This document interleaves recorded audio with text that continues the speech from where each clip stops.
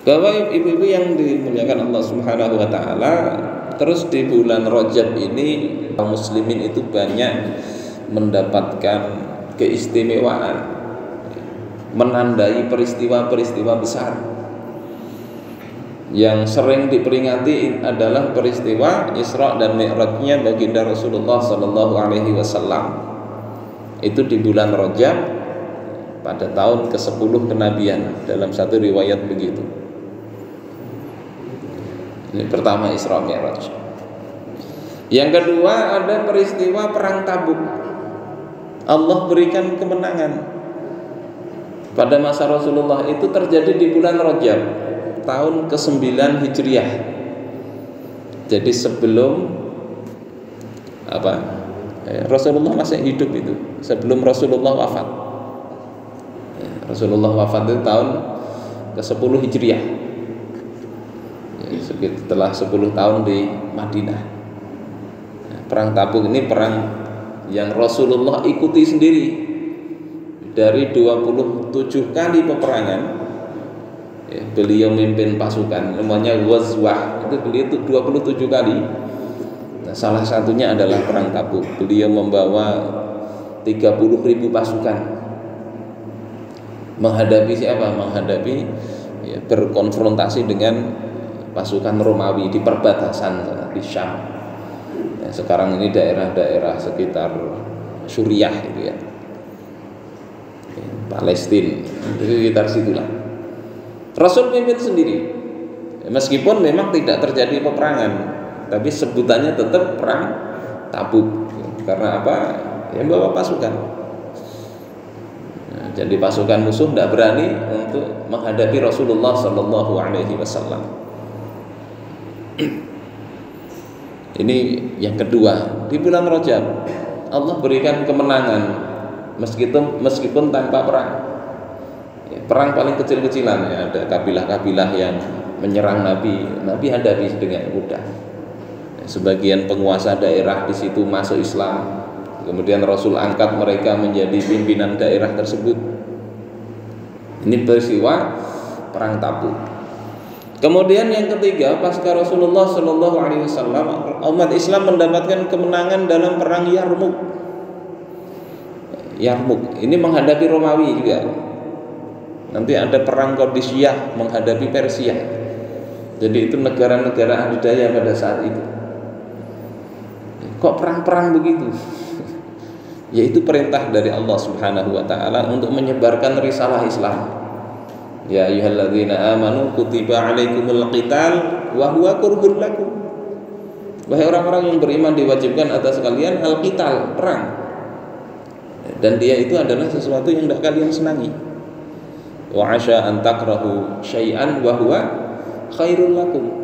Bisa jadi kalian itu membenci sesuatu, tapi sesuatu yang kalian benci itu lebih baik bagi kalian. Wa asa an tuhibbu syai'an wa huwa syarrul lakum. Bisa jadi kalian mencintai sesuatu, senang terhadap sesuatu, tapi sesuatu itu buruk bagi kalian. Wallahu ya'lamu wa antum la ta'lamun. Allah mengetahui, kalian tidak tahu. Nah, di Imam Ibnu Katsir itu menafsiri ayat ini, ya, perang itu ketika ditinggalkan, tidak senang, itu umat bisa memang terjajah, kalah terus. Tapi ketika umat itu kuat, sebagaimana yang dilakukan Rasul itu, ya, siap perang, tapi kadang banyak tidak terjadi peperangan, tidak terjadi peperangan real. Didatangi mereka lari, didatangi mereka sudah nyerah duluan, sebelum didatangi sudah masuk Islam. Jadi diplomasi itu baru kuat itu ketika memang baru berhasil kalau memang kuat. Jadi Rasulullah itu banyak ditolong oleh Allah itu dengan gentarnya musuh-musuh Allah Subhanahu wa taala. Baru mendengar pasukan beliau itu musuh sudah menyerang. Makanya Allah Subhanahu wa taala perintahkan dalam Al-Qur'an itu wa a'iddu lahum mastata'tum min quwwah. Persiapkan untuk menghadapi mereka, musuh-musuh kalian itu, kekuatan apa saja yang kalian sanggup lakukan. Mastata'tum, segenap kekuatan kalian, segenap kemampuan kalian. Islam suka damai, tapi kekuatan ini harus ada. Sebagaimana Rasulullah Shallallahu Alaihi Wasallam, beliau selama 10 tahun 27 kali mimpin pasukan. Artinya apa? Orang tidak bisa main-main, tidak bisa macam-macam. Walaupun itu negara adidaya yang kuat kayak Romawi, mau melakukan macam-macam, Rasulullah hadapi dengan pasukan meskipun jumlahnya kecil. Konfrontasi awal itu kan pada perang Mu'tah, yang Rasulullah kirim pasukan cuma sekitar 3.000 pasukan. Kalau ditarik itu ya 3.000. Pasukan Romawi berapa? 200.000 juga yang dihadapi. 3.000 melawan 200.000. Kalau ahli-ahli sejarah modern itu yang mungkin meragukan angka itu, bisa dihitung ulang. Tapi yang jelas berlipat ganda kekuatan pasukan Romawi itu. Tetapi kaum muslimin tidak mundur, tidak kemudian lari tunggang langgang, tidak. Meskipun 3 sahabat mulia, panglima pasukan kaum muslimin itu syahid gugur di dalam perang Mu'tah, ya, Ja'far bin Abi Thalib, Zaid bin Harithah, dan satunya Abdullah bin Rawahah radhiyallahu taala anhu. Makanya kemudian datang lagi perang Tabuk itu pasca perang Mu'tah. Allah berikan kemenangan. Tapi ketika umat ini kemudian lemah, ya, tidak berani, jubun, ya, pengecut misalnya, tidak berani, maka dalam hadis itu apa? Yushiku antada'a alaikumul umam kama tada'al akilatu ala qas'atiha. Hampir-hampir umat-umat itu, ya, mendatangi kalian, mengerubuti kalian sebagaimana mereka mengerubuti makanan di meja makan. Tada'a itu artinya diundang makan. Umat Islam jadi bancaannya. Apa bancaan? Bahasa Jawa biasanya ada suguhannya itu untuk undangan makan. Artinya apa di dalam Mirqatul Mafatih, Syarah Mishkatul Masabih, kitab menjelaskan tentang banyak hadis, itu artinya mereka dapatkan umat ini tanpa ada perlawanan, didapatkan dengan mudah, nyaman, sebagaimana orang mendapatkan makanan saat mendatangi undangan makan. Salah satunya apa penyebabnya itu? Ya takut tadi, takut. Sementara generasi awal itu mereka mencintai kematian, sebagaimana kalian, kata Khalid bin Walid kepada orang-orang Persia, kami ini mencintai kematian, syahid, sebagaimana kalian itu mencintai khamr, yang suka mabuk itu. Ini rahasia salah satu kemenangan kaum muslimin. Jadi perang Yarmuk terjadi di bulan Rajab, bulan tahun 15 Hijriah. Yang keempat ada pembebasan Baitul Maqdis, Palestina. Di Palestina itu pertama kali itu terjadi juga di bulan Rajab tahun 15 Hijriah. Tidak lama, 5 tahun setelah Rasulullah wafat, Palestina itu dikuasai. Ini setelah perang Yarmuk. Ya, pimpinan kaum muslimin saat itu sahabat Abu Ubaidah bin Al-Jarrah, yang dikenal Rasul gelari sebagai Aminu hadhil ummah, orang terpercaya dari umat ini. Dikepung Palestina itu, kemudian mereka menyerah. Pendeta Sopronius itu kemudian menyerahkan secara damai kota Palestina itu kepada Khalifah Umar bin Khattab. Dia memang mensyaratkan, kita serahkan asal pimpinan tertinggi kaum muslimin yang menerima. Sehingga Khalifah Umar itu datang jauh-jauh dari Madinah ke Palestina, yang kemudian ya, bisa kita lihat di dalam sejarah itu ya, dengan Abu Ubaidah itu kebetulan ontanya ada satu mau masuk itu gantian nunggang onta ini antara Sayyidina Umar bin Khattab dengan Sayyidina Abu Ubaidah bin Al-Jarrah. Ketika mau masuk Palestina itu kondisi Khalifah Umar ini ya tidak mencerminkan pakaian yang bagus, yang glamor, enggak. Tegas jalan. Pas beliau yang giliran nuntun onta. Akhirnya ditegur oleh sahabat Abu Ubaidah ini. Kita ini yang mau kita temui ini adalah para pembesar, orang-orang di sana. Andai kita lebih rapi lagi tampilannya itu. Tapi apa jawab Khalifah Umar waktu itu? Beliau katakan, inna kunna adzalla qaumin. Kita ini dulu umat yang hina. Fa'azzanallahu bil Islam. Kemudian Allah muliakan kita ini dengan Islam. Famahma natlubul izzah bi ghairi ma a'azzanallah. Bagaimanapun caranya kita itu mencari kemuliaan bi ghairi ma a'azzanallahu bih, selain dengan apa yang telah Allah muliakan kita dengannya, yakni dengan Islam, adzallanallah, maka Allah justru akan menghinakan kita. Artinya beliau tampilan gini tidak apa-apa. Kita mulia itu bukan karena tampilan, bukan karena baju, bukan karena kendaraan, bukan karena sifat-sifat yang kulit itu tidak. Kalau bisa diupayakan itu bagus sih. Tapi yang ada aja lah. Karena kemuliaan kita dengan Islam, bahasa sederhananya begitu. Jadi ditaklukkan. Kemudian ini penaklukan yang baik, ada perjanjiannya, perjanjian Umayyah itu. Bagaimana untuk mengelola kota Palestina itu. Salah satunya adalah Yahudi tidak boleh di situ. Itu perjanjian antara orang-orang kaum muslimin dengan Khalifah Umar dengan pemilik kota Palestina saat itu.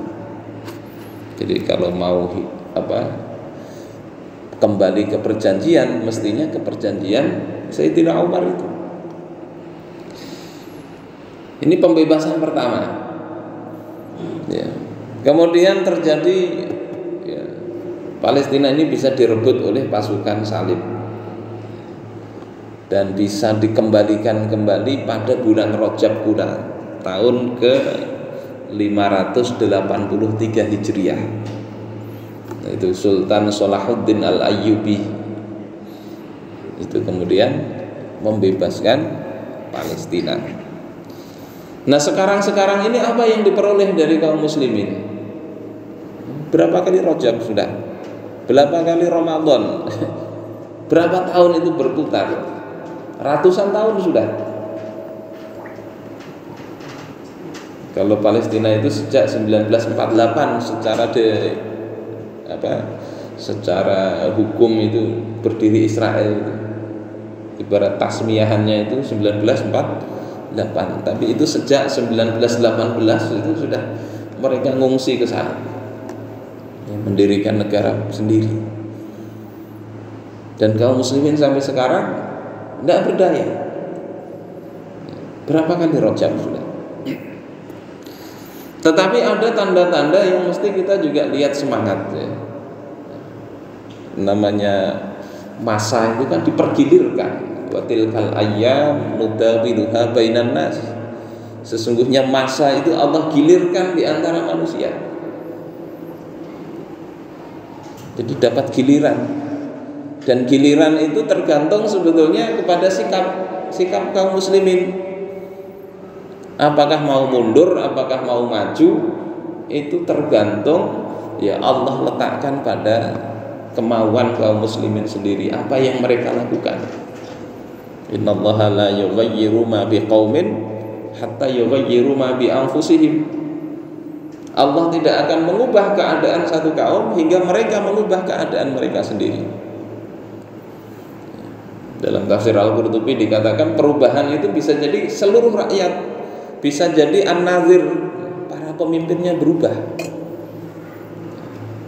sikapnya, berubah paradigmanya, berubah sebagaimana Khalifah Umar tadi memandang kemuliaan itu dengan Islam atau selain Islam.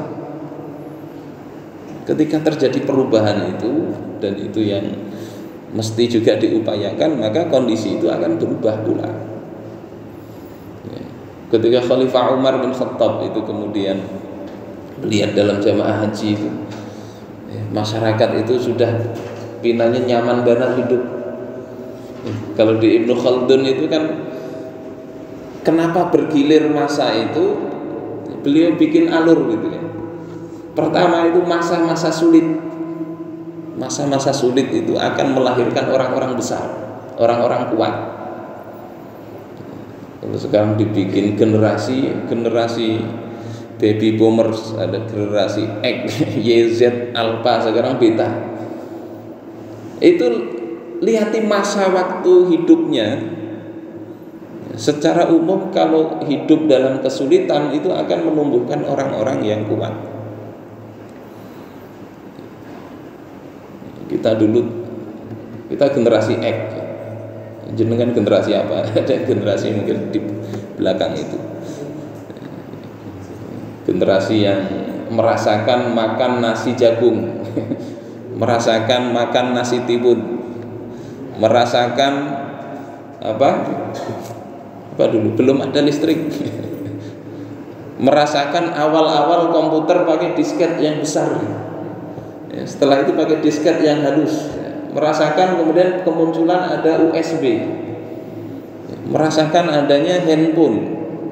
Jadi banyak kita rasakan itu. Beda dengan anak-anak sekarang itu. Jadi orang yang dalam kondisi sulit, keadaan sulit itu kadang menimbulkan orang-orang kuat. Ini kata Ibnu Khaldun ya, di tarikhnya. Kemudian orang-orang kuat ini, ya, orang-orang besar ini akan berupaya untuk membuat keadaan menjadi nyaman. Jadi kesulitan bikin orang jadi kuat. Orang kuat akan bikin kondisi nyaman. Ya. Kondisi nyaman itu melahirkan generasi yang lemah. Ya. Generasi lemah itu akan melahirkan keadaan yang sulit pula. Keadaan sulit itu akan melahirkan orang kuat. Orang kuat muter tadi.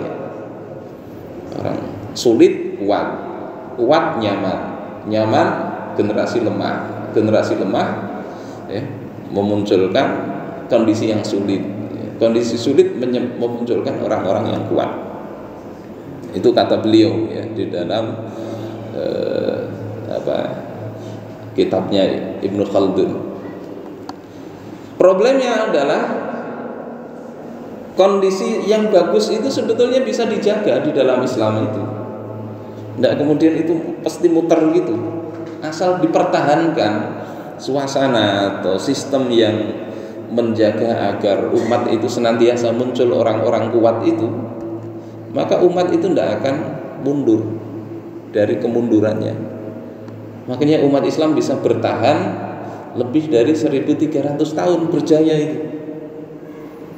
Kenapa? Salah satunya ya ada ajaran jihad itu di dalam di dalam kitab-kitab fikih yang sederhana, misalnya kayak Fathul Qorib, itu jihad itu kan fardu kifayah. Fardu kifayah minimal 1 tahun itu ada, minimal 1 tahun. Dan jihad itu kan orang akan mendapatkan namanya masyaqqah, kesulitan. Jadi ketika Khalifah Umar, makanya itu rahasianya salah satunya di situ ya. Umat itu bisa tetap terjaga muncul tokoh-tokoh besar karena ada jihad salah satunya. Ada orang-orang menghadapi kesulitan, dengan itu dia kuat.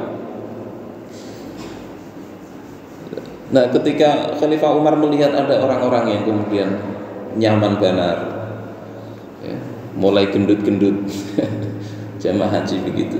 Beliau kemudian berpidato di depan jamaah haji. Yang beliau katakan apa? Kuntum khaira ummah ukhrijat linnas ta'muruna bil ma'ruf wa tanhauna 'anil munkar wa tu'minuna billah. Kalian itu adalah umat terbaik yang dikeluarkan untuk manusia.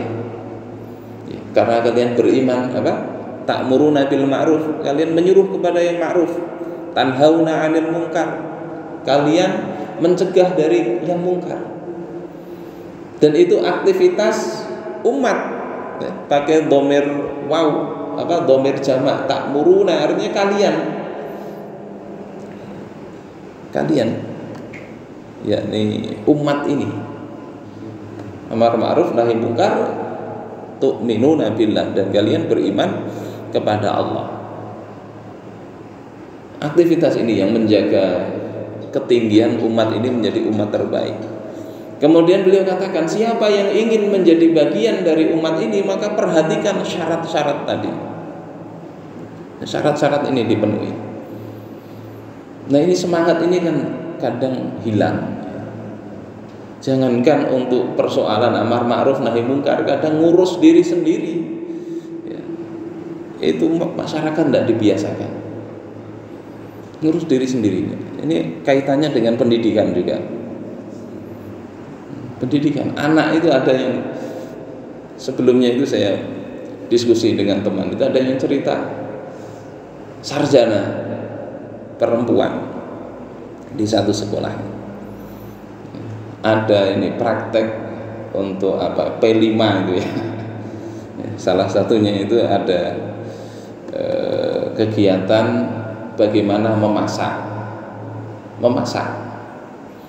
Nah, ini guru perempuan sudah sarjana, tidak bisa, nangis, tidak bisa masak, coba, tidak bisa masak. Gambaran kita ini kan apa ya, namanya perempuan itu masak itu ya bisa lah. Tapi sekarang tidak bisa masak. Bukan hanya tidak bisa masak, menyalakan kompor itu tidak bisa. Sehingga kemudian diprogramkan, pertama bisa nyalakan kompor. Coba cek itu generasi sekarang. Ada anak sudah selesai kuliah sarjana, ngurus dirinya, nyuci bajunya, bagaimana dia makan, untuk bahan sudah ada, masak untuk makan sendiri. Banyak tidak bisa juga. Karena apa? Nyaman hidup itu. Tinggal klik pesan. Apa? GoFood misalnya. Coba nyaman benar kalau hidup itu. Asal ada duitnya nyaman benar. Akhirnya tadi tidak bisa apa-apa. Nanti ketika ketemu suasana yang berubah, coba stres itu. Lebih parah lagi, ya beberapa waktu lalu itu di Facebook itu ada pengelola pondok mendapati salah satu santrinya itu level SMP sudah, kok pada gatalan. Ditanya-tanya, ini sampai ke dalam-dalam ya? Iya katanya, sampai ke selangkangan itu gatalan. Biasalah kalau santri itu gudiken ya katanya. Gudik apa istilahnya? Ya pokoknya gatal-gatal itu. Ditanya, kenapa? Katanya sudah seminggu tidak ada mandi. Tidak ada mandi seminggu. Kenapa tidak ada mandi? Tidak bisa mandi, biasanya ibunya atau pembantunya yang memandikan. Nah coba itu, saya baca itu baru pertama kali itu sampai mandinya tidak bisa. Ini kan generasi yang tadi kehidupan nyaman itu kadang membuat generasi yang lemah. Jangankan untuk level menjadi umat terbaik, untuk menyelesaikan persoalan sendiri yang sehari-hari itu tidak bisa. Sehingga ini pendidikan ya harusnya memperhatikan itulah. Makanya dalam pendidikan Islam itu kan bagaimana menanamkan akidah, memberikan thaqafah Islam. Yang ketiga ini jangan penting memberikan keterampilan untuk hidup supaya survive, supaya bisa hidup itu mengikuti perkembangan sarana dan prasarana kehidupan itu. Tapi ya suasana sekarang ini masih ada hal-hal baru ya di bulan Rajab ini, seperti apa yang menggembirakan masih ada. Misalnya di Eropa, di Amerika itu Islam berkembang, orang-orang itu banyak berbondong-bondong masuk Islam. Dalam kondisi seperti ini padahal ini kan dalam kondisi tidak mengenakan bagi kaum muslimin, tapi orang banyak aja masuk Islam di sana. Gereja tidak terpakai, dibeli jadi masjid, itu biasa di sana. Kenapa? Karena pemeluk agama lain generasinya banyak yang kemudian ateis, tidak bertuhan banyak. Termasuk di Indonesia sebagian juga istilahnya bukan ateis tapi agnostik, percaya kepada adanya Tuhan tapi tidak percaya adanya agama. Itu muncul. Akhirnya apa? Hidup kadang ya kosong lah spiritualnya, mereka membutuhkan sesuatu. Ya, alhamdulillah dai-dai kaum muslimin di Eropa itu juga bisa memberi masukan terhadap yang kosong dari spiritual mereka, banyak masuk Islam. Yang kedua juga informasi jatuhnya rezim Bashar Assad.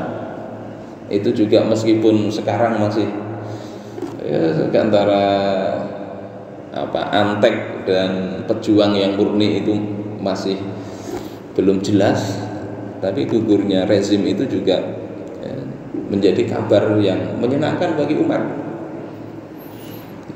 Kemudian juga yang menggembirakan juga itu kayak misalnya Benyamin Netanyahu itu dilabeli kemudian sebagai penjahat perang. Meskipun ya Amerika masih membela, tapi negeri-negeri Eropa itu sudah tidak senang itu. Lewat mahkamah internasional diputuskan itu penjahat perang.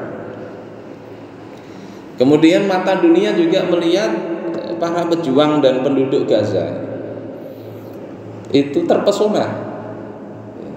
Itu banyak, salah satunya masuk Islam itu gara-gara melihat ini dalam suasana penderitaan seperti itu. Mereka masih taat kepada Allah Subhanahu wa taala. Artinya ada keimanan yang kuat. Mereka masih menghafal Al-Qur'an, masih belajar dalam suasana perang.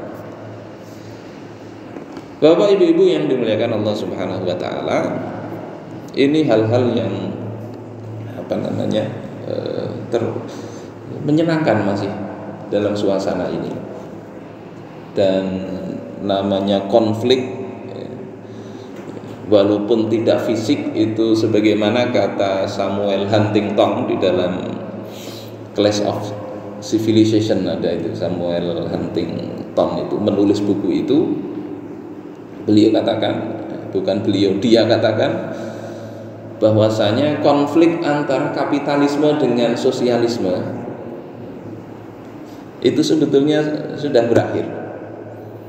Antara Barat dengan Rusia, dulu Soviet itu kan sudah selesai. Kalaupun ada itu ya tidak dominan. Kemudian dia katakan konflik antara Islam dan Barat, kapitalisme, itu adalah konflik yang memang sebenarnya terjadi. Kemudian dia katakan ada bagaimana cara memenangkannya, salah satunya adalah dengan melakukan preemptive strike atau serangan dini. Artinya jangan sampai Islam itu kuat, harus diserang dulu. Dan ini yang terjadi. Buku itu ditulis sejak 1996 dan itu sudah dilaksanakan. Beberapa penelitian setelahnya seperti yang tulisannya Rand Corporation itu ada 2003, 2007 dan itu berkala, itu ditulis untuk bagaimana menghadapi kaum muslimin agar tidak bangkit. Apa yang diserang salah satunya ya pemikirannya, sehingga muncullah generasi kaum muslimin itu yang jangankan berharap mulia dengan Islam, Justru ada generasi kaum muslimin yang kemudian menganggap Islam itu sebagai problem, menganggap syariat itu sebagai tenaga untuk memundurkan kaum muslimin. Itu seperti di tulisannya Rand Corporation itu. Jadi kekuatan untuk negatif itu ada pada hukum-hukum syariat. Kita dapati orang-orang begitu ya, dalam kondisi saat ini. Kemudian yang dimunculkan itu moderasi, moderat, sehingga salah satu tokohnya itu ditanya, ya semua agama itu apakah nanti bisa masuk surga? Dia katakan ya, kalau perbuatannya baik. Khomer itu bagaimana? Ya khomer itu artinya menutupi akal, sehingga kalau tidak mabuk akalnya masih berjalan, ya tidak khomer. Ada itu guru besar dan pengikutnya seperti itu banyak. Sehingga ini generasi yang perlu kita jaga sekarang supaya tetap lurus, Islamnya itu tetap lurus, tidak termakan dengan serangan dini dari barat tersebut. Dan ini memang perlu kesabaran, perlu ya, sabar untuk melakukan perbaikan umat ini. Mudah-mudahan Allah Subhanahu wa Ta'ala jadikan kita di barisan orang-orang yang memang ingin Islam ini bangkit kembali. Tidak usah nunggu bulan Rajab, tidak usah nunggu bulan Ramadan, tapi mulai sekarang ya, libatkan diri di dalam upaya untuk memperbaiki umat ini. Sisi-sisi mana yang kata Ibnu Khaldun tadi bakalan membuat umat ini runtuh ya, sisi itu mesti kita perbaiki, kita benahi sedikit demi sedikit untuk generasi kita saat ini. Ini yang mungkin bisa ulun sampaikan, mudah-mudahan bermanfaat. Kalau ada yang kurang berkenan, kami mohon maaf, mohon ridhonya. Dan Allahu a'yakum ajma'in. Subhanakallahumma bihamdika asyhadu an la ilaha illa anta astaghfiruka wa atubu ilaik. Assalamualaikum warahmatullahi wabarakatuh.